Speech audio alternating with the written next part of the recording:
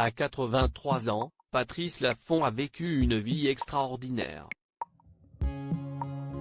Présentateur phare des chiffres et des lettres de 1972 à 1989, il a également présenté Fort Boyard et Pyramide, était acteur au cinéma et à la télévision, et s'est produit sur scène dans de nombreuses pièces de théâtre. Invité dans le podcast Parents d'abord, la star du petit écran a accepté d'évoquer la mort à travers la disparition de son père, l'éditeur Robert Laffont, en 2010. Il a vécu jusqu'à 93 ans. J'ai eu le temps de m'y préparer et je l'ai beaucoup accompagné dans les 3 dernières années de sa vie. On se voyait beaucoup, on se parlait beaucoup. Donc j'étais préparé et si est ce que j'aimerais bien qu'il m'arrive, a-t-il confié. En toute transparence, Patrice Laffont a dévoilé « Je suis plutôt proche de la sortie que de l'entrée. Je dis toujours que je n'aimerais pas partir brusquement, si c'est-à-dire avoir une crise cardiaque. J'aimerais vivre ma mort, échanger avec mes proches, dire peut-être ce que je n'ai pas dit.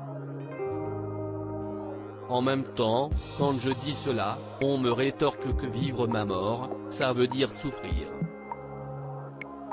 Je ne suis conscient. » Assurant ne pas avoir peur de la mort, l'animateur a expliqué « Je n'ai pas peur de la mort. Mais ce qui m'inquiète énormément, c'est de ne pas savoir ce que mes proches vont devenir, ma femme, mes enfants, mon entourage. Savoir si Mathilde va avoir un enfant, comment va réussir Fabrice, comment Axel va bien gérer son virage entre la comédie et la réalisation.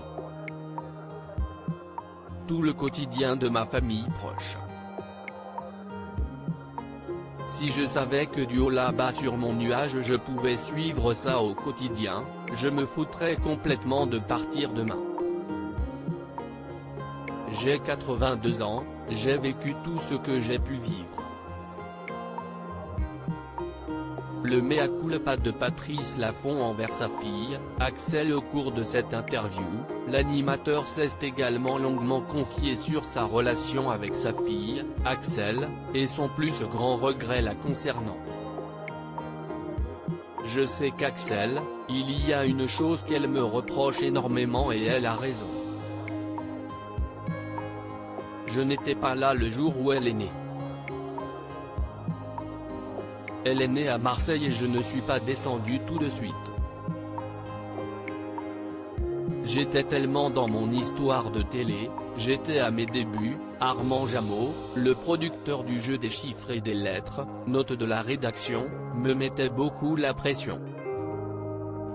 Je crois que je lui ai déjà dit, mais je lui demande pardon pour cela, a-t-il confié.